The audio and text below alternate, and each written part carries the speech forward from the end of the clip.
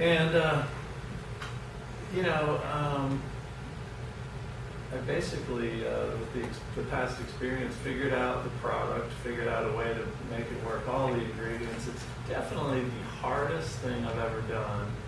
It's really weird. I'm sitting here in shorts and a t-shirt on Saturday in beautiful Brevard, loving life.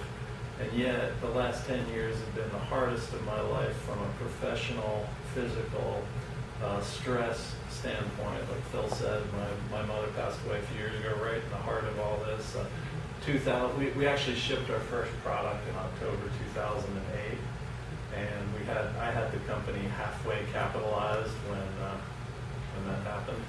Here, catch this stone, quick, ready? Oh, anyway, anybody else falls asleep? I'm not asking you to catch you. So anyway, in October 2008, had half the money we needed to really launch this, and everybody knows what happens. Everything collapsed, and there I am sitting there saying, well, this isn't really working out the way I planned.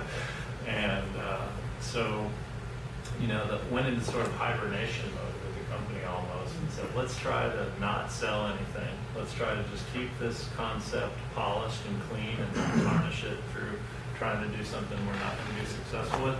Set it aside until the market comes back or the timing is right where we can move forward. And so basically for 2 years, for 2009 and 2010, we endured, we smiled when somebody called us and wanted to buy one. If we had what it took to deliver one, we would, but we made no effort to sell them whatsoever.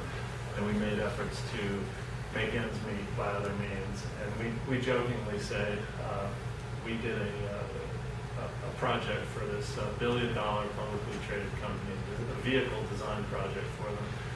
And they made us wear sweater vests at the unveiling of this vehicle. So we all have these ugly sweater vests in our closet that we drag out every now and then and wear to work when we kind of have to be humbled and reminded of what you have to go through to get there. So in 2010, the end of that year, right about when I was right at the point, I think I had met with 100 individual and corporate potential partners in that time frame, basically trying to find some way to salvage the investment and monetize it and go do something else. And I was at the very end of that process when I honestly, was propelled to go have a meeting with an individual.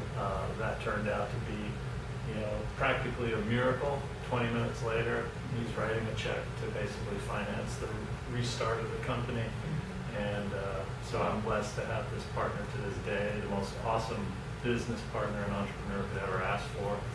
And again, without this person, I would not be here. So, I am motivated triply hard to make this successful, not to please my parents, but to provide a return to this investor.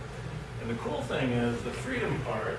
One of the lessons I learned really early was I don't feel like I've ever sacrificed anything important to accomplish what I'm doing, because I realized that I wasn't going to get rich quick, and it wasn't going to be that pathway that you mentioned where you make money and then you have the time to do stuff and you can go backwards through the I realized pretty early I got to make that happen now and build that into the equation, because I might not be here tomorrow, and so I sought to do everything on sort of different terms that worked for me, that allowed me, even in the dark period, I was at every school event, every kid event, and truthfully, if somebody asked me, where's your favorite place in the world?